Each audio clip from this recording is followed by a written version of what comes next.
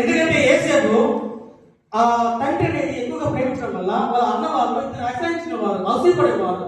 అంతేకాదు యేసేపు కళ చెప్పే భావం కలిగిన వాడు. ఒకరోజు కళ వస్తే ఆ కళ వాళ్ళ అన్నలకు చెప్తాడు, అన్న నాకు కళ వచ్చింది, ఆ కళ బాగుందంటే మీరందరూ వచ్చి నాకు సాష్టాంగ పడతారు కళ వచ్చిందంటే వాళ్ళందరూ తిట్టేవారు. వాళ్ళ ఆఖరి కూడా యాకోబు కూడా యేసేపుని అరిచేవాడు, ఏంటి ఆ కళలు మేమందరం సాష్టాంగ పడతామా అంటే ఏమన్నా నా కళ వచ్చింది చెప్తాడు.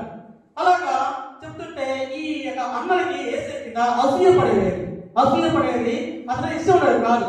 అయితే ఒకరోజు యాకోబు కుమారుని పిలిచి యేసేపుని పిలిచి, అయ్యా అన్నలు మరి దూర ప్రాంతం వెళ్ళారు గురించడానికి, మరి నువ్వు వెళ్ళి వారి యొక్క యోగక్షేమాలు ఎలా ఉన్నాయో తెలుసుకురమ్మంటే సరే చెప్పేసి వాళ్ళ అన్నల యొక్క యోగక్షేమాలు తెలుసుకోవడానికి బయలుదేరి వెళ్తాడు.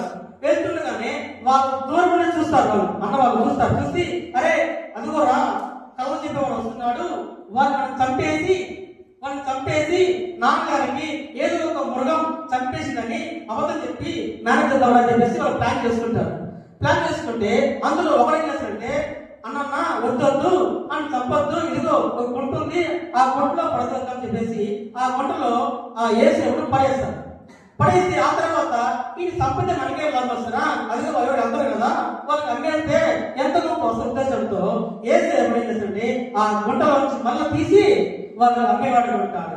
ఇప్పుడు యేసేపు ఫలించిన కొమ్మగా ఉండడం వల్ల ఆయన దేవుని యందు భయపడటం వలన ఇప్పుడు గుంటలో వేయబడ్డ అతను ఏమైనా తిరిగి బయటికి వచ్చేవాడు అనుకుంటాడు. గుంట అంటే ఏమిటి అంటే, గుంటకు బైబిల్లో చాలా అర్థాలు ఉన్నాయి.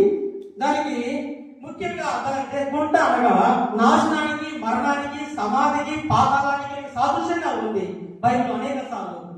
గుంట అనగా మరణము,